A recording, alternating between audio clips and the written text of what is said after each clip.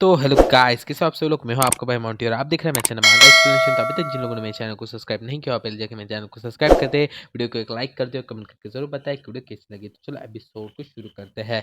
Episode के starting में हमें दिखाया जाता है कि जो बच्चा होता है वो यांग फैंग की फोटो खींचने की कोशिश करने वाला होता है। तभी उसके सामने जो यांग फैंग का शैडो सोल्जर होता है, मतलब जो लड़कियां होती है, वो बाहर आ जाती है और उस लड़के को पहले तो बहुत ज़्यादा चौंका देती है और थोड़ा सा घबरा भी देता है, क्योंकि डायरेक्ट उसके सामने एक शैडो सोल्जर जिसे उसने कभी देखा नहीं था वैसी चीज उसके सामने आ गई। और ये देख के वो लड़का ज़रा शॉक में होता है। उसी का फायदा उठा के जो लड़कियां होती है वो उसके पास से जो उसका मोबाइल होता है उसे छीन लेती है।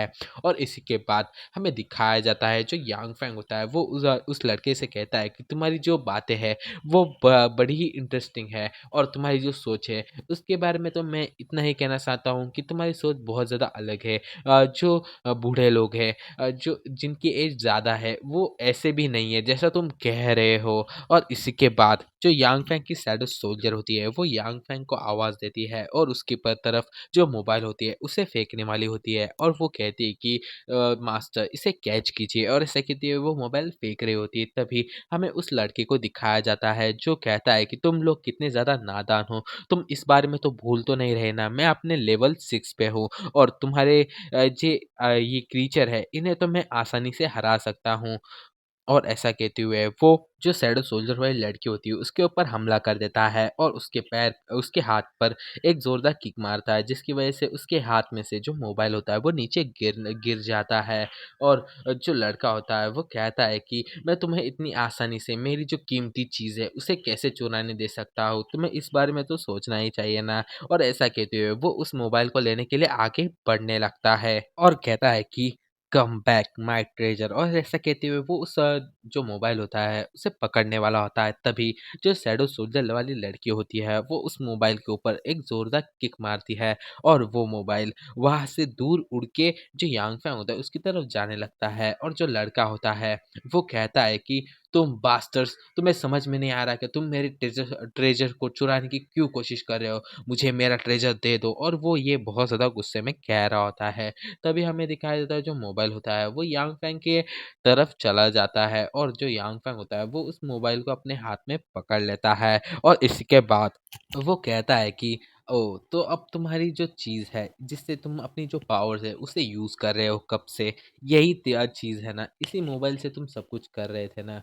तो अब ये चीज़ अब मेरे पास है, तो चलो मैं भी एक बार ट्राई कर लूँ कि ये पावर्स कैसे काम करती है। तो चलो मैं भी तुम्हारी एक फ़ोटो खींचता हूँ जैसे तुमने मेरी खींची थी। और ऐसा कहते हुए जो यांग फैंग होता है वो उस बंदे की जो फ़ोटो होता है उसे खींचने लगता है और कहता है कि चलो अब मुझे एक पिक्चर ले लेने दो, तो एक स्माइल तो करो भाई। और ऐसा कहते हुए वो उसकी फ़ोटो खींचने वाला होता है। तभी हमें दिखाया जाता है जो लड़का होता है वो भागते हुए जो यांग फैंग होता है उसकी तरफ बहुत ज़्यादा तेज़ी से आ रहा होता है और वो बहुत ज़्यादा गुस्से में भी लग रहा होता है। और वो कहता है कि मुझे दे दो, मुझे वो चीज़ दे दो, वो मेरी है। और तुम्हें शेमफुल फील नहीं होता क्या, तुम कितने गंदे आदमी हो, तुम बूढ़े इंसान, मतलब वो उसे बड़ा आदमी कह रहा होता है। और कहता है कि तुम बड़े होके भी ऐसी गंदी ट्रिक्स का यूज़ कर रहे हो मुझे हराने के लिए, तुम गंदे इंसान, मुझे जल्दी से मेरी जो चीज़ है उसे दे दो, ऐसा दे दो। और ऐसा कहते हुए वो बड़ी स्पीड से जो यांग फैंग होता है उसकी तरफ आ रहा होता है। और फिर हमें दिखाया जाता है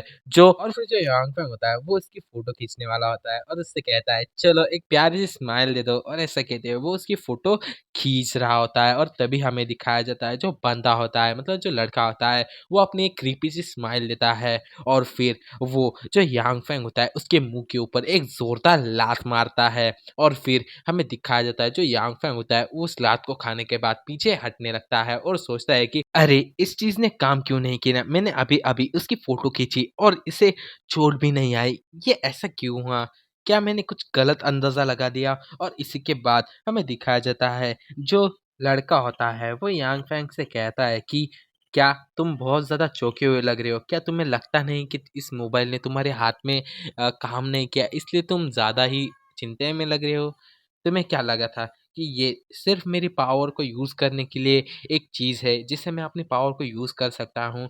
तुमने ये गलत सोचा था क्योंकि और ऐसा कहते हुए वो अपनी साइड वाली जो मूर्ति होती है उसका जो सिर होता है उसे ही तोड़ देता है अपनी पावर्स की मदद से और उसे निकालते हुए जो यांग फैंग होता है उससे देख रहा होता है और जो यांग फैंग होता है वो सोचता है कि अरे यार! मुझसे ये मिस्टेक हो गई, इसने मुझे गलत चीज़ दिखाई और ऐसा कहते हुए हमें दिखाया जाता है, जो लड़का होता है वो कहता है कि सबसे बड़ी मिरेकल मैं खुद हूँ इस दुनिया में और इस वजह से मेरी पावर मेरे पास ही रहती है और फिर हमें दिखाया जाता है वो बंदा जो यांग फैंग होता है मतलब जो लड़का होता है वो यांग फैंग के ऊपर पत्थरों की बहुत ज़्यादा पावरफुल तरीके से हमला कर देता है और फिर जो यांग फैंग होता है वो उन पत्थरों को सिर्फ देखता रहता है।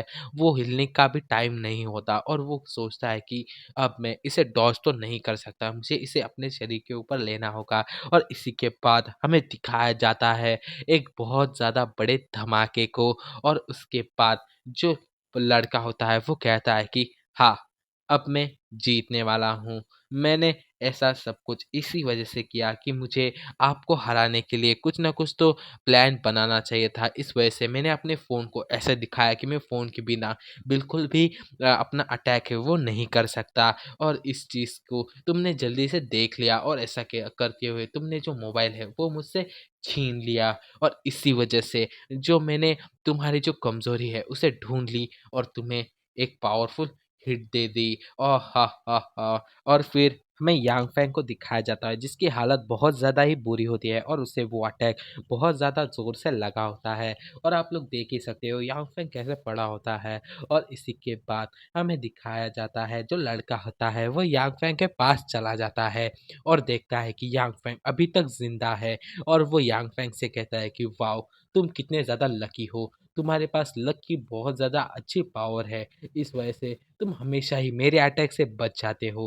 पर इस बार नहीं क्योंकि मेरी जो मेरी जो मिरेकल की पावर है उसके सामने तो तुम्हारा जो लक है वो भी किसी काम में नहीं आएगा और ऐसा कहते हुए जो लड़का होता है वो अपने पास एक और पत्थर ले आता है और एक अटैक की शायद तैयारी करने लगता है और फिर जो लड़का होता है वो यांग फेंग से कहता है कि तुम्हारी जो लक है उसके हिसाब से तो तुम सिर्फ इतना ही कर सकते हो कि लोगों को मारना या फिर लोगों की चीज़ों को चुराना और उससे अपने आप को और ज़्यादा स्ट्रांग बनाना। पर मेरी जो मिरेकल है वो वो इस वजह से बहुत ज़्यादा पावरफुल है क्योंकि मैं जिन भी चीज़ों को छूता हूँ या फिर टच करता हूँ उन सभी चीज़ों को मैं कुछ भी बना सकता हूँ जिसे सब लोग इम्पॉसिबल समझते हैं उसे मैं पॉसिबल करके दिखा सकता हूँ। और ऐसा कहते हुए वो अपने पास जो पत्थर होता है उसे आसमान में ऊपर भेज देता है और उसे रॉकेट की तरह ब्लास्ट कर देता है और उससे बहुत ज़्यादा अच्छा सीन बन जाता है।